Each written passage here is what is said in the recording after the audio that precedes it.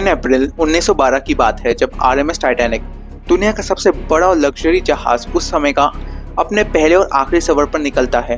Titanic Southampton, England से America का New York जा रहा है। सेलिब्रिटीज, बिजनेसमैन, इमिग्रेंट्स और हर तरह के लोग जा रहे हैं अमेरिका एक बेटर जिंदगी के लिए। इस जहाज को हैंडल कर रहे थे एक बहुत ही experienced senior captain Edward John Smith. उस दौरान की सबसे पॉपुलर चीज थी ये शिप। ऑब्वियसली इतनी लग्जरी होने के साथ साथ ये दुनिया की सबसे बड़ी और हाईटेक शिप भी थी।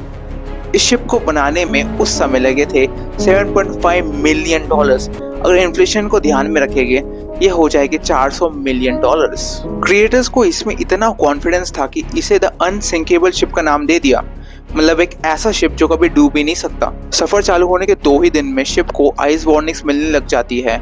इसका मतलब है जो रूट को ये फॉलो कर रहे हैं उस रास्ते पर बहुत ही बड़े आइस माउंटेन्स है, यानी आइसबर्ग्स है, जो समुद्र में काफी ही कॉमन है।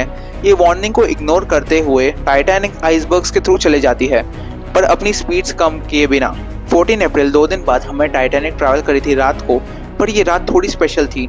नो मून का दिन था और मूनलाइट ना होने के कारण विजिबिलिटी ही नहीं थी, सिर्फ अंधेरा ही अंधेरा था। इस दौरान टाइटैनिक के क्रो नेस्ट में एक बंदा बैठा है जिसका काम सिर्फ आइसबर्ग जैसी बड़ी चीजों के बारे में इन्फॉर्म करना है। रात में 11:39 हो रहे थे, तभी क्रो नेस्ट में जो बंदा बैठा था उसे सामने कुछ बड़ा और विशाल दिखता है।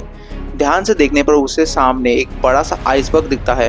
वो तुरंत ही बेल बजाकर इन्फॉर्म कर देता है, बट अनफॉर्चुनेटली बहुत ही लेट हो चुका था। अगले ही मिनट टाइटैनिक आइसबर्ग में जाकर क्रैश हो जाता है। करीब 10 सेकंड तक टाइटैनिक के नीचे राइट हिस्से में घिसता रहता है आइसबर्ग। इस कारण बहुत ही बड़ा डेंट आ जाता है और पानी शिप के अंदर पहुंच जाता है। जल्दबाजी में सारे टेक्नीशियन, ऑफिसर्स, कैप्टन सब एक रूम में मिलकर डिस्कस करते हैं कितना डैमेज हुआ है, पर सब जानकर डर जाते हैं जब वो समझ गए थे ये शिप को डूबने से कोई नहीं बचा सकता। 20 मिनट बाद एग्जैक्टली 12 बजे कैप्टन भेजते हैं एक डिस्ट्रेस कॉल रेडियो पर, ये उम्मीद में अगर कोई भी आसपास वाला शिप हमारा सिग्नल पकड़ ले तो शायद हम बच सकते हैं। यहाँ पर एंट्री होती है जैक फिलिप्स की, जिनका सबसे बड़ा हाथ था लोगों को बचाने में।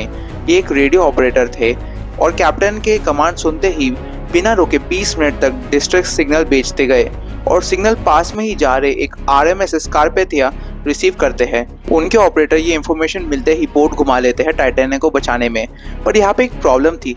असल में तो ये कहने को पास में था, पर एक्चुअली 107 किलोमीटर दूर था। अगर कारपेथिया अपने टॉप स्पीड में भी आता 3.5 आवर लग जाते।